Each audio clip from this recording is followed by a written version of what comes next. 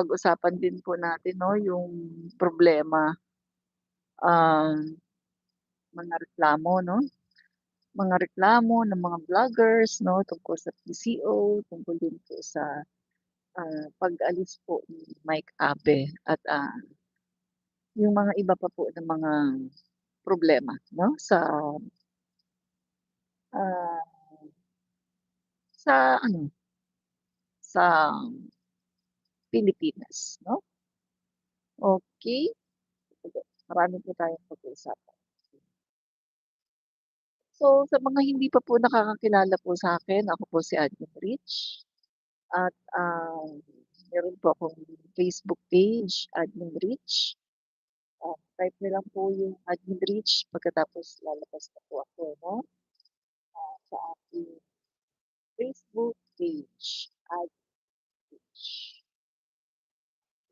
Ah, dali, share lang natin. Share ko lang guys yung video natin na para may nakatag na dito, para mapanood din po ng iba at malaman nila na tayo nagla-live ngayon 'no. So, kanina nagla-live sana ako kaso sabi ko, "Naku mukhang ang daming nagla-live 'no." So, hindi muna ako nag-live. So yun guys 'no, share din tayo sa ating group. Marami po tayong pag-uusapan.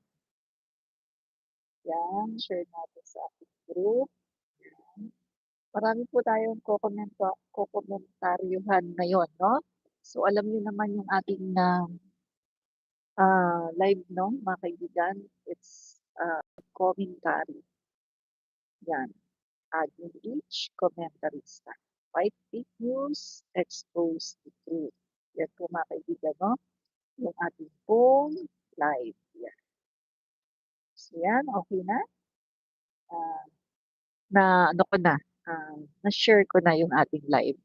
So eto na nga po mga kaibigan 'no, uunahin po natin, may plano pa bang magtrabaho si Sara Duterte? So meron pa po bang plano si VP Sara Duterte na magtrabaho?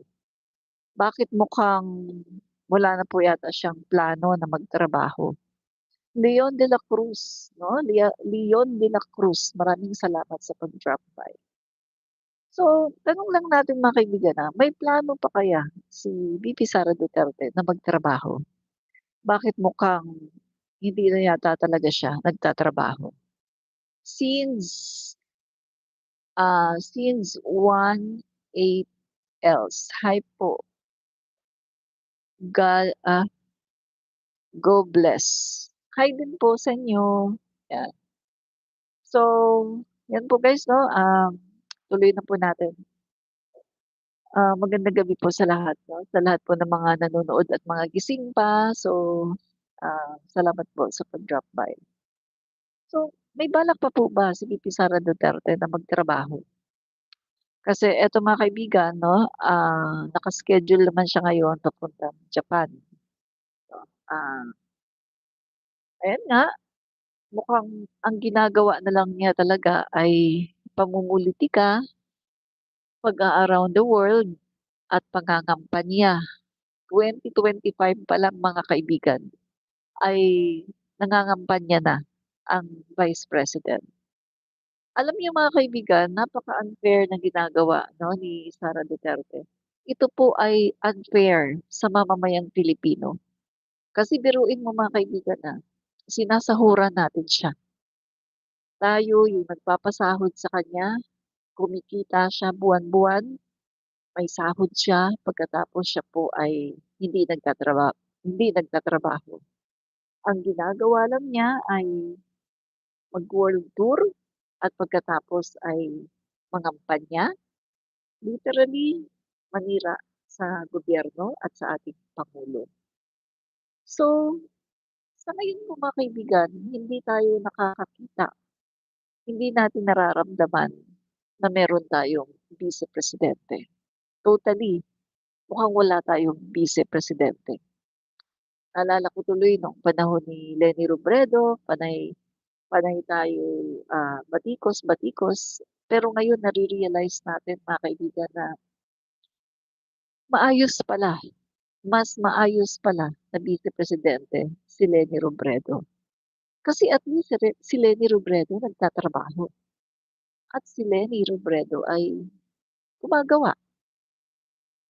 Maliit man yung kanyang budget, nakikipag-partner siya sa mga NGO para talagang magawa niya yung kanyang mga trabaho. So nakita natin yung pagiging resilient, no? Yung ah, gumagawa siya ng paraan para yung kanyang trabaho ay makapag-deliver siya sa mamamayang Pilipino ng mga serbisyo kahit na maliit lang ang kanyang budget.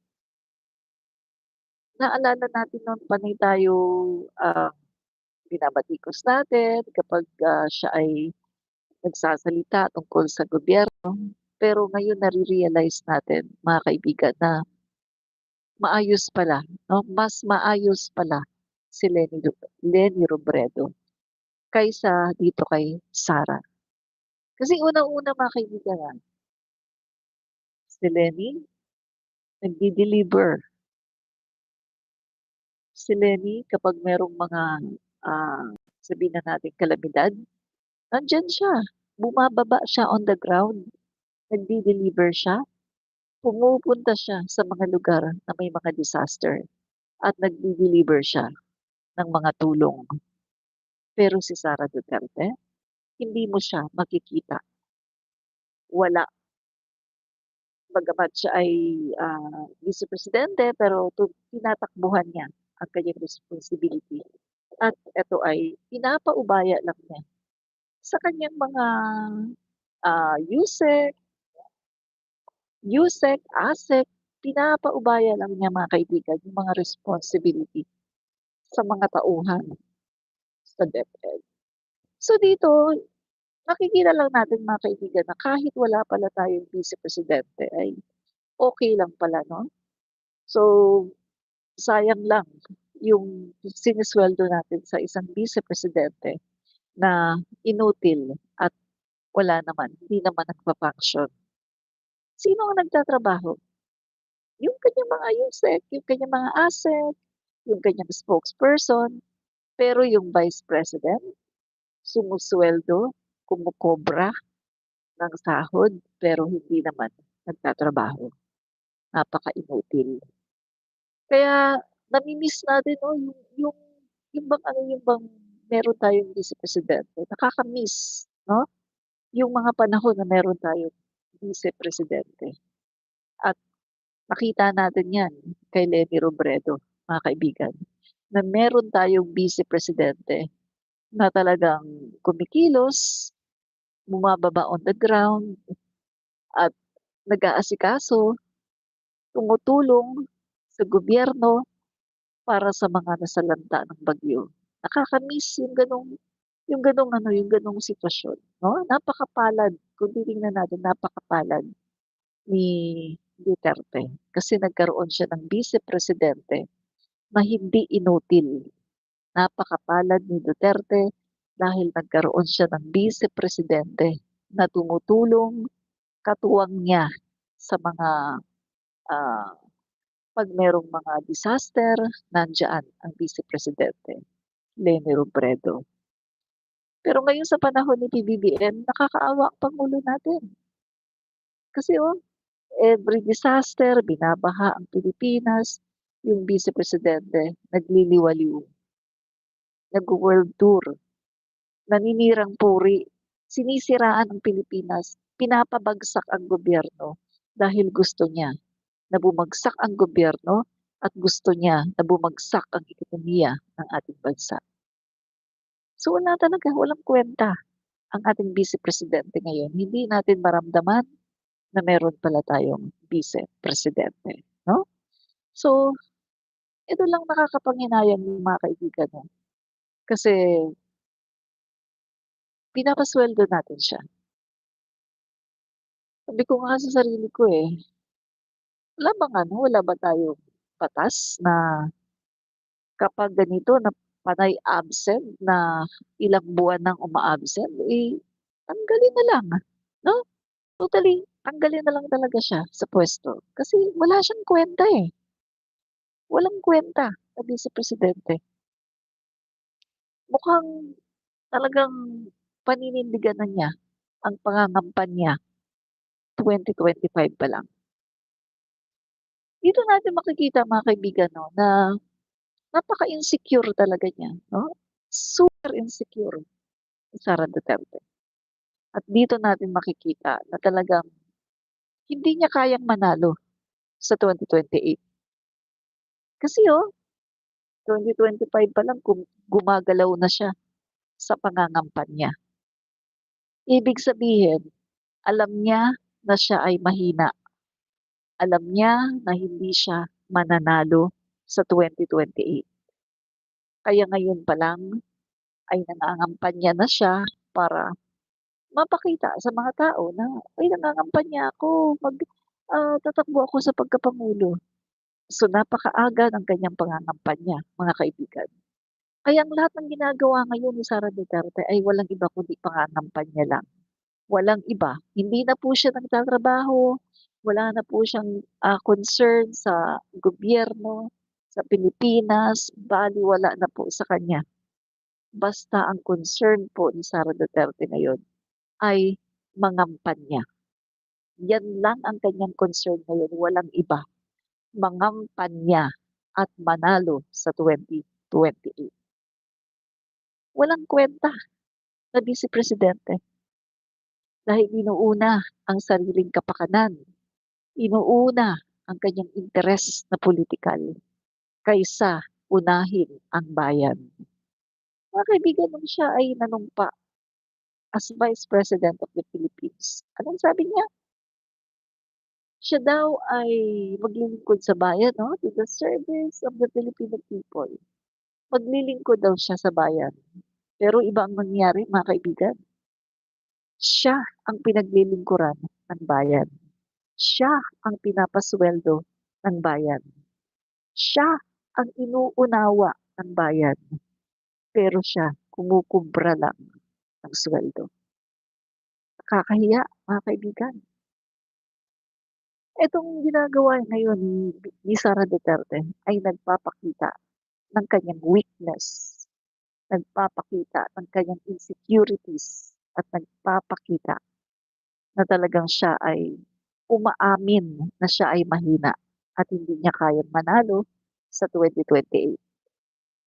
Kasi kung tingin mo sa sarili mo malakas ka at kung tingin mo sa sarili mo mananalo ka, eh, yung iba nga hindi na nga nangangampanya, eh. Eh, yung iba nga wala na ngang ano, diretso na lang, eh, 'di ba? Pero si VP Sara Duterte kailangan po niyang mangampanya ng napakaaga dahil alam niya na hindi siya mananalo, dahil alam niya na ngayon masama ang tingin sa kanya ng taong bayan. Dahil hangga't hindi siya, ah, naglilinis ng kanyang pangalan through the impeachment trial, mananatili siyang magnanakaw sa mata ng mga Pilipino.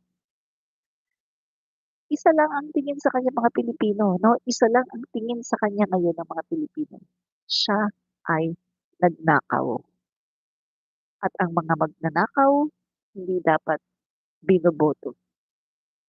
Hindi dapat pinapabalik sa puwesto ang mga magnanakaw dahil kawawa ang bayan natin. Kapag pinabalik natin sa puwesto ang mga magnanakaw na katulad niya, kawawa ang ating bayan.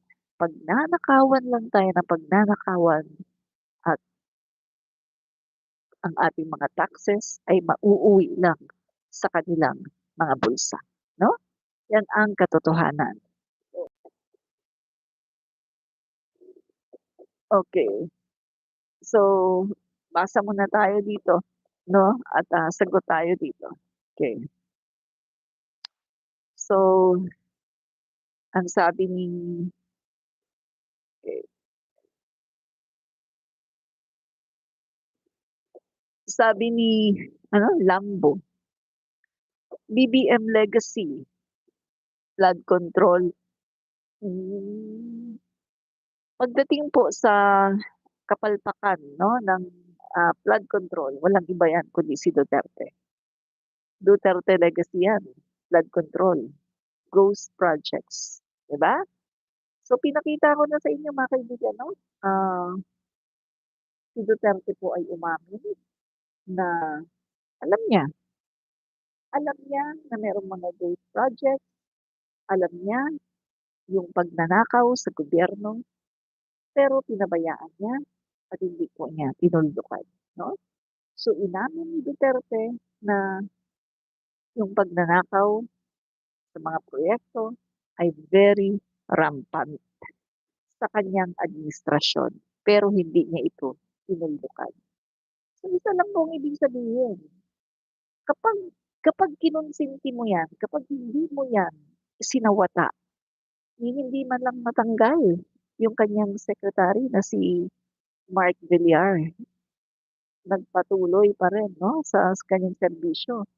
Wala, hindi man lang natanggal yung mga, district engineer. So, nakikita natin na tino-tolerate po ito 'no, ni Duterte at wala siyang pakialam sa mga pagnanakaw dahil tino-tolerate niya yung mga kawatan sa gobyerno, 'no. So, pakita natin mga kaibigan, pakita po natin na para makita niyo na tino-tolerate ni Duterte ang pagnanakaw sa gobyerno at ang mga proyekto 'no, na ghost.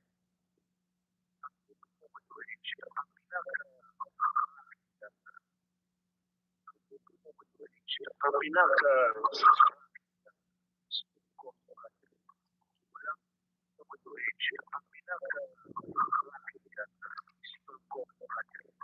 walang category of project. Marami yan. Karamihan yan sa original director. Ipapalabas nila na may project ito para wala. Wala bang pagulong sa history na gumawa ng itong malawak ang pag-iimbestiga sa mga maanomalyang flood control projects. Kahit natamaan ang kanyang administrasyon, mahabang ang Pangulong Administrasyon na ito ay maiimbestigahan. At dahil sa pag-iimbestiga na ito, naisiwalan din at napatunayan sa Bato de la Rosa na ang mga Diskaya ay 2016 pa pala namang para sa flood control projects na sila mismo ay nasasabing sangkot sa ghost flood control projects. Yung nireklamo ni Peter Magalo na sa 2018 pa pala ito proyekto. At yung nireklamo kay Pangulo na ka sa Bulacan ay 2021 pa pala nagawa.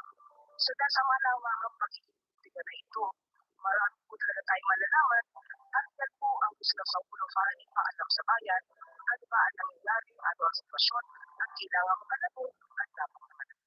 Ang pinaging mo siya ang pinaka-isipan ko walang category of project. Marami yan. Kita niya sa original director. Ipapalabas nila na may project ito para wala. Oh, 'di ba? So, meron tayong resibo na si Duterte alam niya na may ghost project. Alam niya na merong problema sa mga ghost projects, pero hindi niya tinuldukan. Yung secretary niya, hindi man lang niya tinanggal.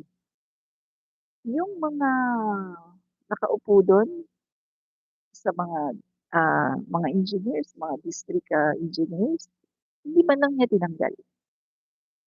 Ni isa, wala man lang kinasuhan. Yung mga diskaya, namamayagpag pa rin. Alam ni Duterte na maraming ghost projects na dito daw kumikita na sinasabi, ayan, merong proyekto, kumpleto, pero hindi naman pala ginawa. Alam lahat ni Duterte. Ang tanong, magkano? Magkano ang nakuha niya? Parang meron yata siyang cut. Mukhang meron yata siya ditong parte. Kaya hindi niya ito winakasan. Baka naman meron siyang parte dito magkano kaya ang kanyang parte sa pagnanakaw sa gobyerno? Nakakaawa ang taong bayan sa panahon ni Duterte, sa totoo lang. Puro pagnanakaw ang ginawa ng Duterte administration. At ito ha, makapal ang mukha niya. Inamin niya mismo na marami siyang ninakaw. Pero sabi niya naubos na daw. Naniniwala ba kayo na naubos na ang mga ninakaw niya? Naniniwala ba kayo sa sinasabi niya na marami siyang ninakaw pero naubos na? Hindi ako naniniwala na naubos na ang mga ninakaw niya. Dahil kung naubos na ang mga ninakaw niya, bakit nakakapagbayad siya milyones per month sa abogado? Magkano lang naman ang sweldo ni Sara Duterte? Magkano lang naman ang pensyon ni Duterte? Pero bakit nakakapagbayad siya ng milyon every month kay Kaufman at sa iba pang mga lawyers? Mga kaibigan, magkano kaya ang natatanggap porsyento ni Duterte? Bakit hindi niya tinuldukan yung mga flood control project na mga korupsyon na mga ghosts? Remember, ulitin ko na naman yung sinabi ko kahapon, yung report ng DPWH, Mark Villar, sa panahon niya, March 2022. Take note March 2022. Nag-report ang DPWH na nakatapos sila ng 13,900 plus. 13,900 plus na flood control projects. Nasaan napunta? Ilan dyan sa 13,900 plus na flood control projects, ilan dyan ang ghosts? Sabi ni Duterte, marami daw. Marami daw ghosts. Nakakalungkot, ano? Kasi nabudol tayo. Sabi pa nung iba, maraming nagawa si Duterte. Ayan budol.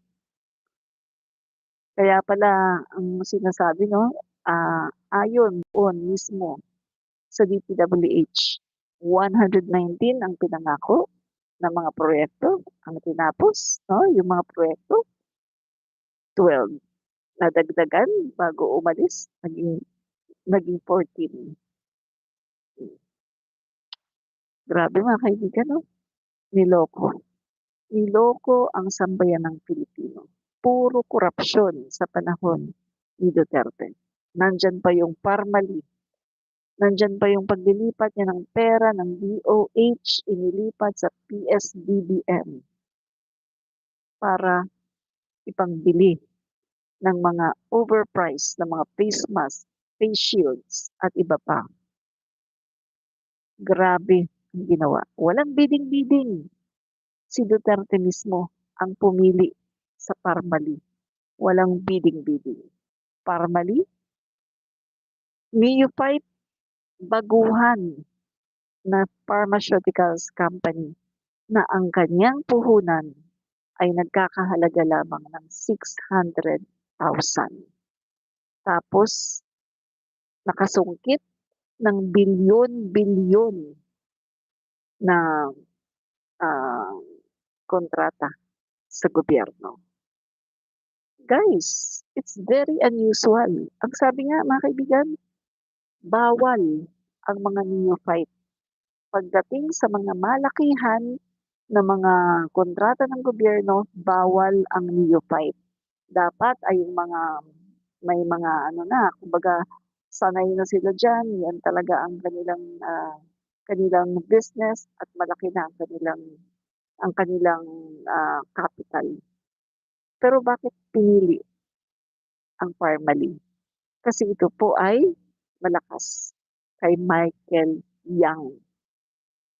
Michael Yang na nasasangkot sa mga illegal substances, nasasangkot sa mga illegal na laboratorio.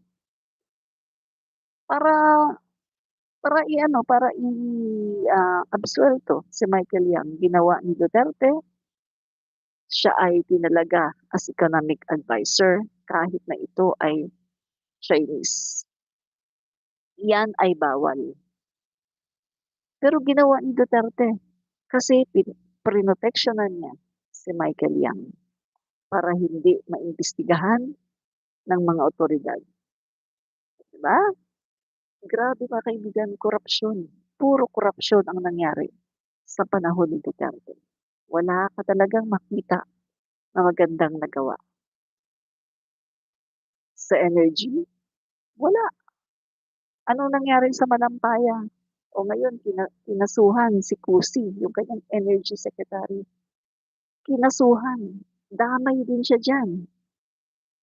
Pagbenta, no? Sa Malampaya. Puro korupsyon mga kaibigan, panahon ni Duterte. Wala tayong nahita, puro korupsyon. Pati yung pagbili ng free gates, kita mo ha, pati yun may korupsyon din.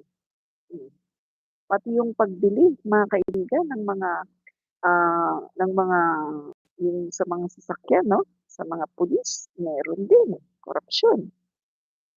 Pati ba naman yung pagbili, mga kaibigan, ng mga helicopter.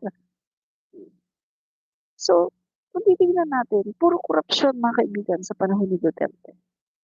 Wala tayong makita na maayos na mga procurement. Mga laptop, sa DepEd naman, no? Laptop, mga overpriced, low spec. Grabe ang korupsyon sa panahon ni Duterte. Kahit saan ka tumingin, korupsyon. At ang masama pa nito, ayaw niya na pinapaimbestigahan ang kanyang mga ah, ang kanyang mga sekretaryo. Ayaw niya na pinapaimbestigahan. Anong ginawa ni Duterte, mga kaibigan? Siya ay naglabas ng memorandum na nagsasabi na bawal imbestigahan ang kanyang mga sekretary. Ano, mga kaibigan? Ayaw niyang imbestigahan ang kanyang mga sekretary dahil anong sinasabi niya? Ayaw daw niya na binabastos ang kanyang mga sekretary. My God,